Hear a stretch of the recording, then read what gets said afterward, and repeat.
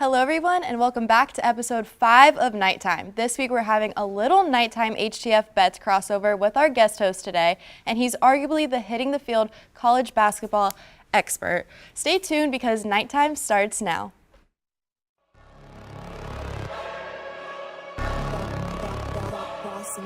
Things gon' change when I really hit the field.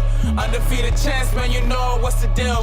Tryna find a kid, I'm in the field doing drills. Boy, you just a sucker, you ain't never keep it real. 3 rings in my hand, I'm a warrior to the max. When I hang it up, they gon' have to give me plaques. Step up in the building and I only bring the facts. When I make a highlight, they gon' replay, run it back. Okay, always locked in, now I don't got time to lax. Saying he the best, he could take a lap. Batted 1,000 when you check the stats. Boy, is you ready? You ain't gotta ask.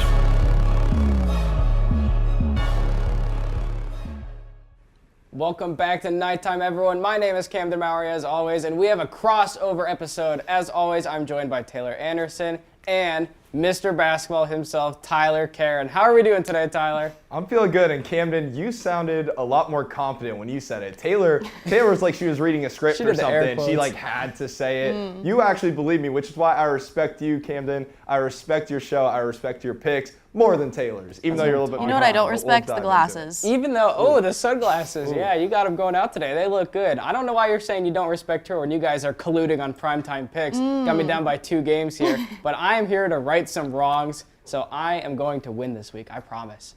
All right, well, we're going to jump into some basketball games for UCF this week, and just like Tyler's sunglasses, the men's basketball team down bad. They were not able to keep up with Memphis Saturday, losing 88-60. They were slow and sluggish and could not keep up with them the whole night. Memphis was able to shoot 56% from the field, and wait for it, UCF was 7 of 33 from three-point range. The shooting in the first half was awful, and at halftime, UCF was only 2 of 17 beyond the arc. Meanwhile, Memphis was already 16 for 29. They were able to go on some runs, but Memphis kept cutting back to keep their lead. Tyler, your glasses, boo. UCF basketball, boo. You want to talk about it? Even a bigger boo. Yeah, UCF, they went out and showed signs. They just played Memphis a couple weeks ago at home. They came out with the win over that. They were in control that entire game. UCF, they had no swagger at any point in this game. There was no offensive or defensive efficiency. The good news for Memphis and Penny Hardaway, this was one of the more healthier Memphis teams that we've seen this season. And it showed they're out there on the court in such a big fashion compared to the game at home. There wasn't any Amani Bates. He still is kind of on a day-to-day, according to Penny Hardaway. So we're not sure exactly what his future will be for the rest of the season. But it's great to see Memphis get somewhat healthy. And also, I like to see Tyler Harris doing his thing. He kind of stepped in when Memphis was down a lot of guards versus UCF. And he's starting to kind of find his role off the bench and being very effective.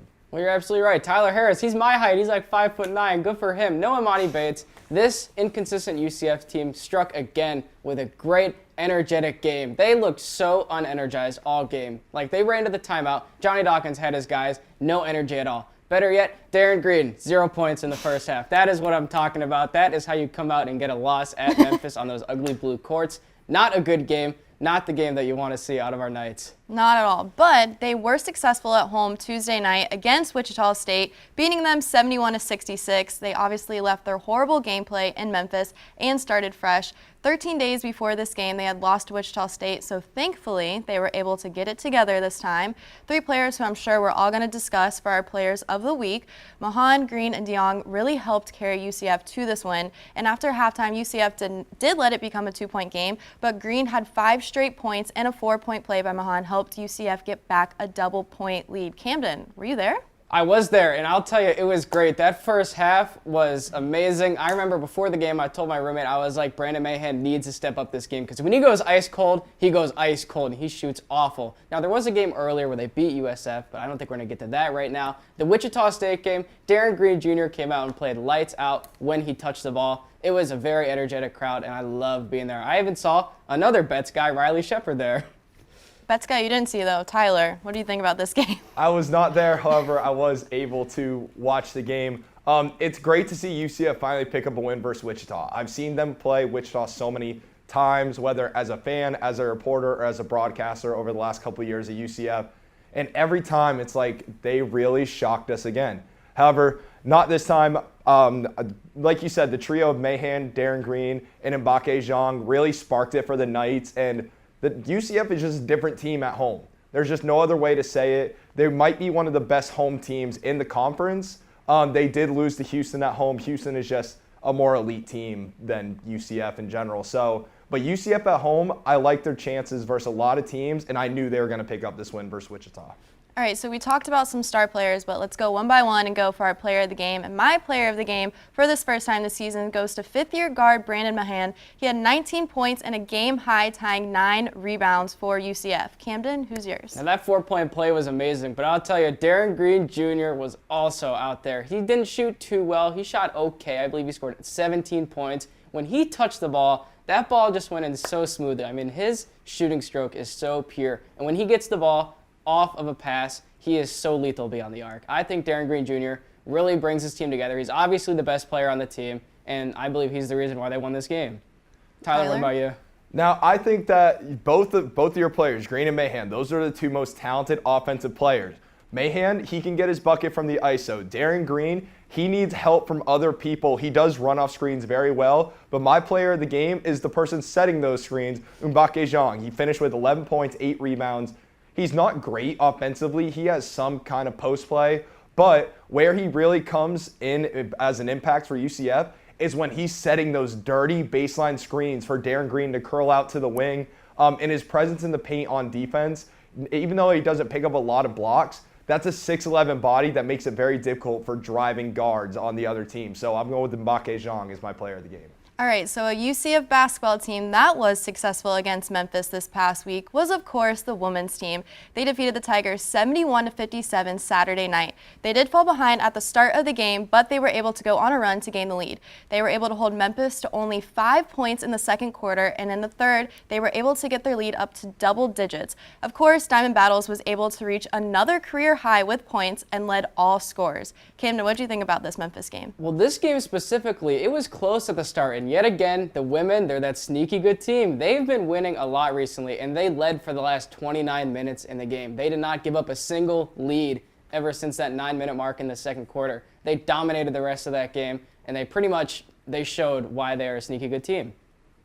Tyler, what do you think about this Memphis game? Yeah, those are my thoughts exactly. The UCF women's team I think sneaky is the best way to describe them. They're not always super consistent. However, they may have their runs and their big moments that keeps them in games or is the difference maker in breaking away from an opponent. Diamond Battles, 19 points, 7 rebounds. Obviously, one of the best players on the team, maybe one of the best players in the country, but 10 turnovers on her end. That's something that when you come to fiercer competition, she's going to have to cut down on the turnovers. You don't want to end up with a double-double or triple-double with one of the stats being turnovers. All right, the women also did come out with a win against Houston, and Diamond Battles, of course, had another game. But that's all the time we have for segment 1. Quick shout out, this show is filmed on Thursday, so tonight the women's softball team is taking on number 12 Georgia at home, so good luck to them. We'll know the results of that tomorrow. But stay tuned, segment 2 is coming right up. I'm going with Cowboys versus Giants. Why? Because I am a New York Giants fan, and I want my first pick of the week to be my team. I see an upset for the New York Giants this Sunday. Bet your entire savings, and I'm telling you right now, they're gonna win. I don't care what you say. It's gonna happen.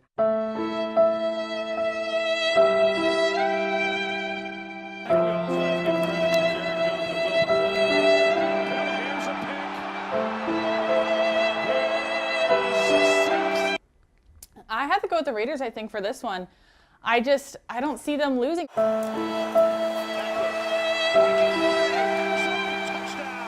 Welcome back. It is now time for our primetime picks of the week, the best segment. I'm currently doing awful, standing at 16-10, Oklahoma State and Texas.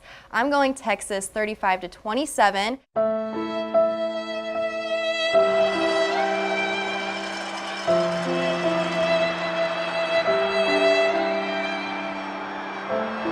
All right, Jeff, don't tell me your winner, but who is going to the Super Bowl? The New England Patriots. Oh my gosh. Oh my God. And the Tampa Bay Buccaneers. God. The Oh NFL is gonna make it happen.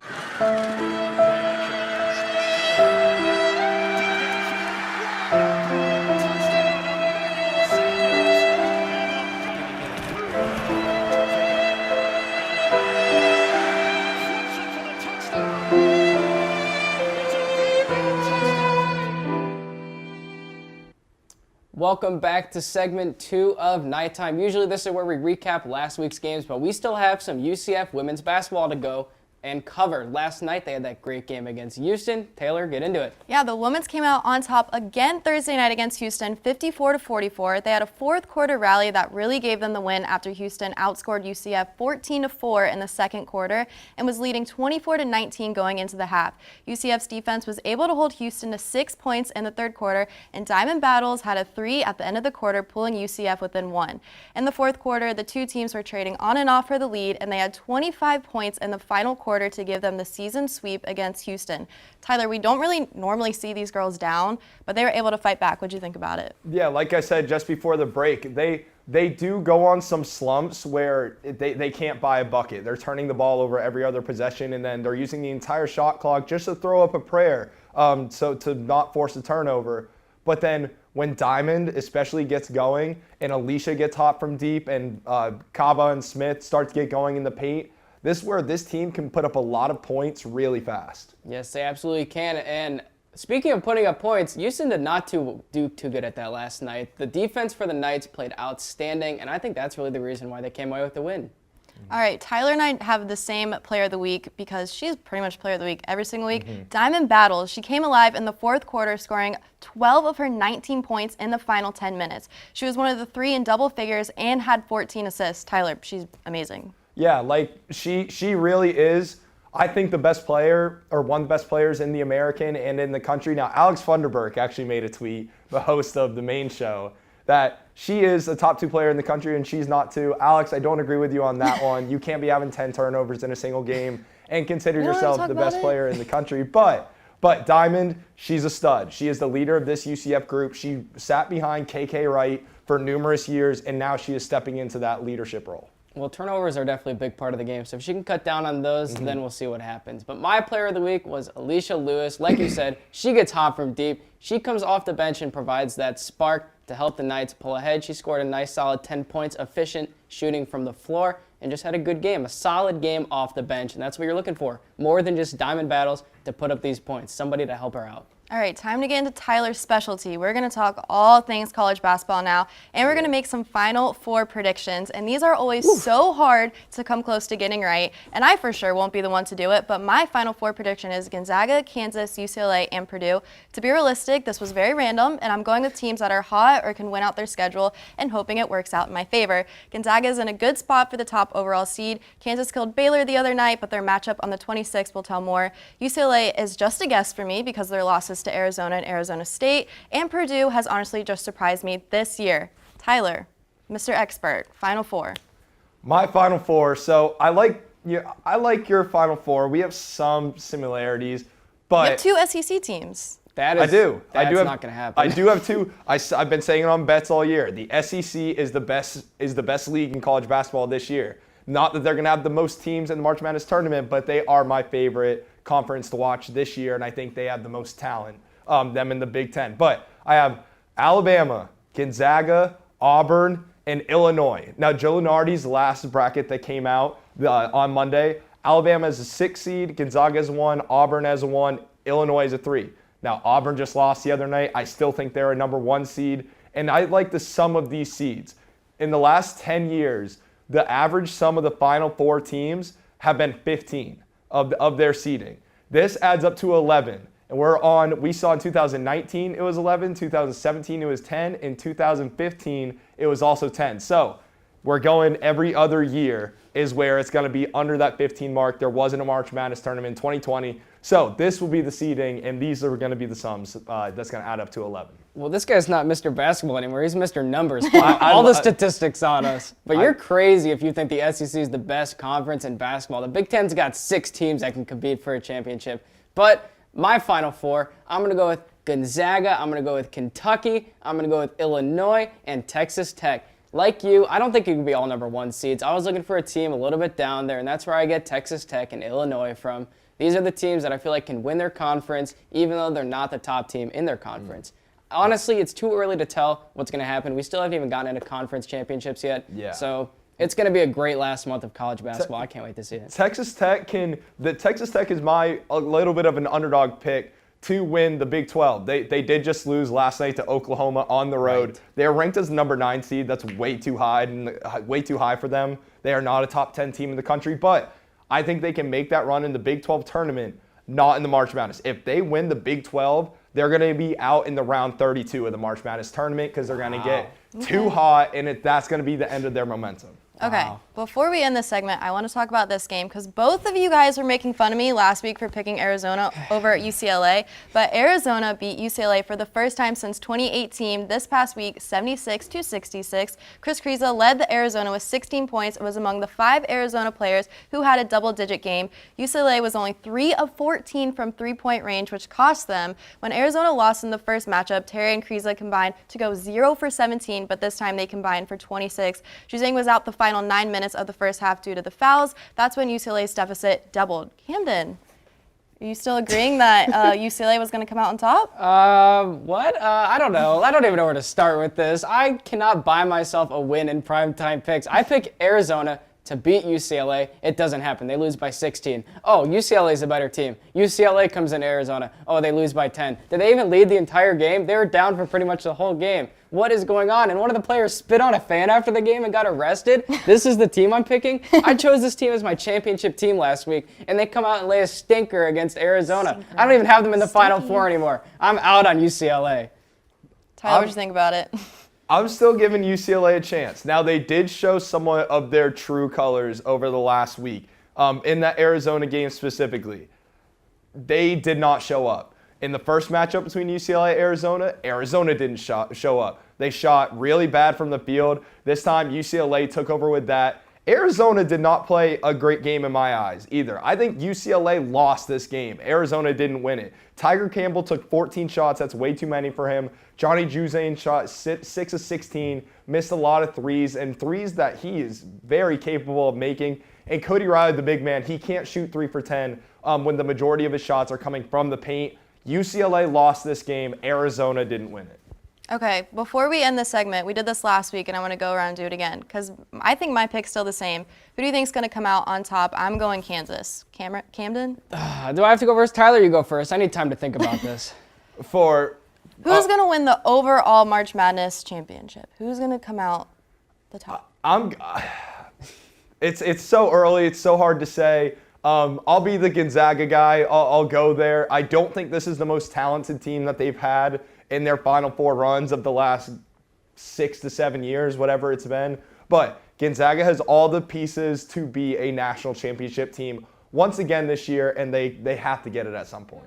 Well, out of all of my teams that I gave, I feel like Kentucky and Illinois is who I'd like to see go to the finals. I don't think Gonzaga is going to do it because they never seem to get the job done. I'm going to go with Big Blue. I'll take the Wildcats to get the job done this year. An SEC team. Yeah. All right. So that's all the time we have for this segment. When we come back, we're going to give an update on primetime picks. Spoiler, I'm doing good. Camden, still down bad.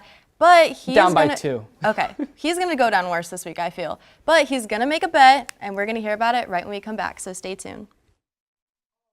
It's coming back. We're going to need to go away. Welcome to the HTF Hot Wings Challenge. One of you guys actually do hot sauce like regularly? No. No. It's like the least black thing I do. Oh, wow, okay. I say Johnny goes first on this one. I agree. Now the Buccaneers are going to play the Washington football team. That can't happen. It will happen. I'm terrified. No, I really hate it. No. Yes. No. Yes. No. Yes. No. You're wrong. If it wasn't for Kanye jumping up on stage and doing the I'm gonna let you finish, but no one would know what it was. Nitro's dump truck. And if you don't know what I'm talking about, Why is Nitro thick? I don't know how many squats I need to do to get up like something like that, but I will do it. Oh! Oh my God! Baseball, obvious reasons. Babe Ruth, if you want to go currently. I feel like that's just like a thing. he jumped off the wall to catch the home run. We made it through all the way to the end. Thank you for joining us. I'm never doing this again. It was rough. Hello everyone, welcome back to segment 3, our primetime picks. We're still joined by Tyler, his first time on Nighttime, and he's able to do primetime picks. He's not doing too hot on bets with his picks, so hopefully he'll be able to get some momentum here. But Camden, you want to talk about your little outfit you want to make a bet on? Well, hopefully Tyler can take over the role of the new worst on Nighttime, even though he's only on for this one episode. But if I do not come back and beat you, Taylor, because I'm getting all this crap inside of hitting the field that I'm so bad at picking games. I'm down by 2 games, all right? So if I come back, I will wear an outfit of your choice, as in a Michigan costume, something like that, to embarrass myself on air if it goes through with Johnny Jackson. But here's the catch. If you lose, you got to do the same thing. Okay. Okay? Okay. Let's write it. Here it is. Okay, we're writing it. Sign off on it right now. Right all right, there. it's signed, it's sealed, it's delivered. Camden, I promise I won't give any more advice to Taylor over the coming weeks. It's okay. The last game you gave me advice on, I lost. I'm out here going against everybody here. I got to just carry my own team on my back. I'm trying my hardest. I will come back. I'm going to get the job done. All right, so let's go into our first game. UCLA is heading to Southern California to take on USC, and I think that the Bruins come out on top. UCLA struggled big time against Arizona and Arizona State, so I think they're going to take a shift in this game offensively. USC also lost to Arizona, but I still think this game is in UCLA's favor. Tyler? Yeah, the Pac-12 at this point is just, it's irrelevant to me. UCLA, USC, Arizona is the only team that is official, and it's because of Arizona State, because they're the only one that handedly beat Arizona State. UCLA lost to them. USC didn't cover the spread and only won by 5. I'm going to go with UCLA, though. I'm still not giving up on the Bruins. You said they've been coming off 2 really tough losses. They can't keep losing. Coming into the tournament, they're still going to be a top 3 seed in the Pac-12. So I'm going with UCLA. This is where they get the edge on USC. With all the crap that I just talked about UCLA the last week, I'm still going to pick them. Johnny Juzang is going to come back, have a bounce-back game after getting ejected or whatever you call it, fouled out in that last game against Arizona. They will come back, even though I have no clue what's going on out west. I mean, the Pac-12 is so weird. You nailed it, Tyler. So I'm going to go UCLA. Okay, in this SEC matchup between Kentucky and Tennessee, I'm going with Kentucky. When they played them in mid-January, they won 107-79, and I don't think it'll be that much of a gap in scoring since it is at Tennessee, but I still see Kentucky winning. Camden? Well, I hate to just be agreeing with you here because that's no fun for any of us. We need some okay. differences I make the in our right picks. picks. You're trying to agree with me. You know, I'm going to go with Kentucky as well. I need to play it smart. They beat them by 40 last time. You can't really expect Tennessee to come out here. I know it is hard to beat a team twice. That's kind of our motto on the show here. But it's going to happen. Kentucky will pull off the sweep. They're my team to win it all. They're going to get hot now. Tyler, what do you think? Yeah, it's funny. I come on the show one time, and y'all are just going to pick the exact same picks as me, because I'm also going with Kentucky. They have one of the best backcourts in the entire country. Severe Wheeler stepped up big for Kentucky. Also with Ty Washington, who at times has been the best player, best guard in the country. They have one of the best big men in Oscar Tshiebwe. Tennessee, they pride themselves on defense, and that Kentucky offense is going to blow over that Tennessee defense. Okay, in the matchup with Baylor and Texas Tech, I'm going to take Texas Tech because of it being in Texas. They're both in the top 10 as of now, and Tech is even above Baylor by a spot. Tech won in a close one in Baylor by 3 points, and I think they'll be able to pull off another close one at home. Camden? Now starts the disagreeing. I thought I'd go with Texas Tech, but I can't do that. I know I've got them going to the Final Four. I think they're going to get hot, but not this game. Baylor got destroyed by Kansas, and that team needs to sit down and realize that if they need to make a run for it, now is the game to do it. National television, going to Texas Tech, they're going to get the job done, and they're going to pull off that win. What do you think, Tyler? Yeah, things have been rocking in Lubbock. I really like Texas Tech. I do have them to win the Big 12. But I like what you said. They're going to get hot after this game. They will win out after this game versus Baylor. Baylor's coming off 2 really bad losses. They're not going to lose again to a Texas Tech team who also is coming off a bad loss versus Oklahoma last night. This is probably the closest one. I feel the most unsafe about this one. But I'm going with the Baylor Bears on this one to win on the road. Let's go. Taylor, before we get to the next game, I just want to say, I've got Mr. Basketball on my side. That's all I need. I got It's okay. I had him on my side weeks ago, and it didn't work out He's for me. on my side now. That's my game. You asked me about a Pac-12 game. I don't watch Pac-12. Okay. There you go. All right, an interesting one. Villanova takes on Providence at Providence, and I think that the Friars will come out on top with a win. They've already beaten Texas Tech Tech, Wisconsin, and Marquette this season, so I think they'll be able to pull off this one as well in the team's first matchup this season, and then they play, I think, a week after. But I think that Providence is going to come away with a win this time. Camden? Now, I believe you said this game was in Providence, right? Yes. And this is the game that I was talking about that I've got Mr. Basketball in my ear again. I'm going with Villanova to come out and upset Providence. I believe Providence just had a shaky game against Georgetown. I think that was who it was. Big East basketball is back. They're playing at a really high level. I got Villanova. Yeah, Villanova is going to come out. And Providence, no one expected them to be where they are today. They're 20-2. Ed Cooley is one of the finalists for Coach of the Year in my book. However, they just don't have the power that Villanova does. Colin Gillespie, great to see him back. He is one of the best players in college basketball. We saw him go out in the Big East tournament last year with an injury that sat him out for the rest of the season. Got healthy in this offseason, and he didn't miss a beat. He is the best player in the Big East. And in my eyes, Eric Dixon has been great, giving them a presence in the 4 and 5 spot. Villanova is going to go to Providence, and they're going to show them exactly who they are and show them that they are not the 11th best team in the country and certainly not a top 10 team. Okay, well, you went against me for 2 games, and you're down by 2 games. So even whatever happens, you're still going to come out with a tie. Okay. We're down by 4. We'll see. Okay. So UCF takes on Tulsa on Valentine's Day night. I'm going to go with UCF. I mean, they're doing a whole win-lose thing, but I don't know. I think I'm just going to go with a Valentine's luck. Give me UCF on this one. Well, you're absolutely right. This is a very inconsistent team, which means this is the game they should lose. They're at home against Tulsa. They're not going to break our hearts. Like Tyler said earlier, one of the best home teams. That's because we bring the energy here Camden at alone. the arena. Yes. Let's go, Knights. The Knights will pull off this win. Camden is the leader of Knight Nation at the men's and women's basketball games. And Taylor, I wore these shades because I knew you were going to be throwing a lot of shade at me on this show today. And I could want to throw it right back and pick Tulsa, but I'm not going to. I'm going with UCF. I'm not going to pick against my Knights like that. Tulsa, I think they come in at 7-14. They really don't have any major impressive wins on the season or in the conference. So this is where I take UCF's talent to come through and beat a lesser team. Darren Green Jr. is going to go off this game. I got a feeling. I hope so. Valentine's night, it's going to be a good one.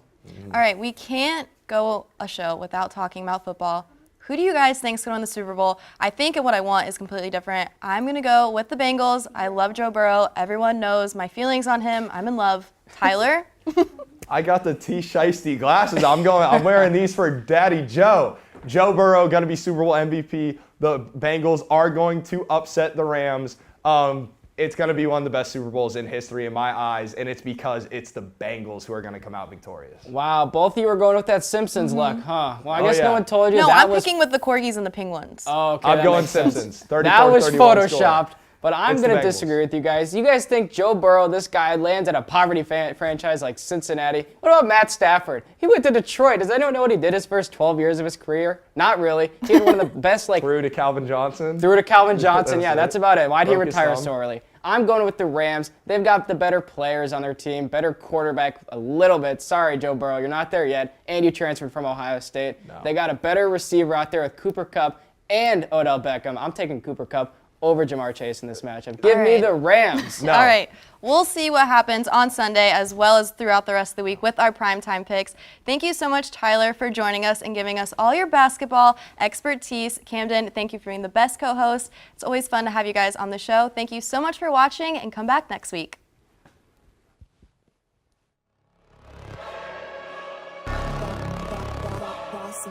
Things gon' change when I really hit the field. Undefeated champs, man, you know what's the deal. Tryna find a kid, I'm in the field doing drills. Boy, you just a sucker, you ain't never keep it real.